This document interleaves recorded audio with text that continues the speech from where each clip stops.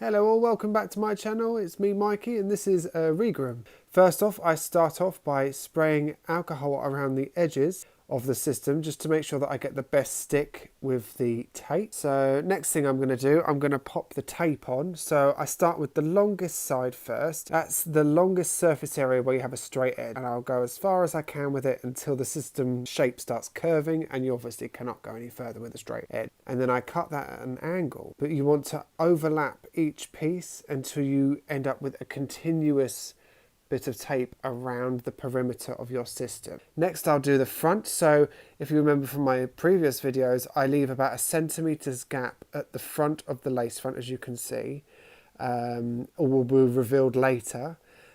So I do that. Now, as you can see, I am marking up my forehead where I want the system to go, the very front of the system. So I do this by marking up where my wrinkles start. Once I've got the front on, I then take off the peel of the back of the tape from the back of the system. So next thing, you know, you've had that centimetre at the front where we didn't put tape.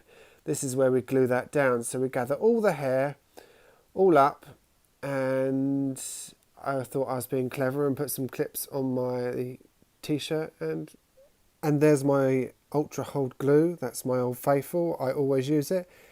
So just a nice thin layer. I only do one layer. I don't feel like you need any more. There we go. So I leave that for 7 minutes, and then I take the clips out and I use a comb to push that lace into the glue. Obviously, I hold the hair back though, so that I don't get any hair into the glue, because it's very important not to get hair into the glue, but just the lace.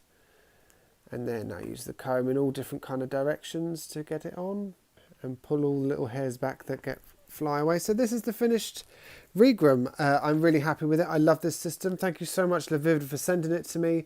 I hope this was helpful, and stay tuned for more videos.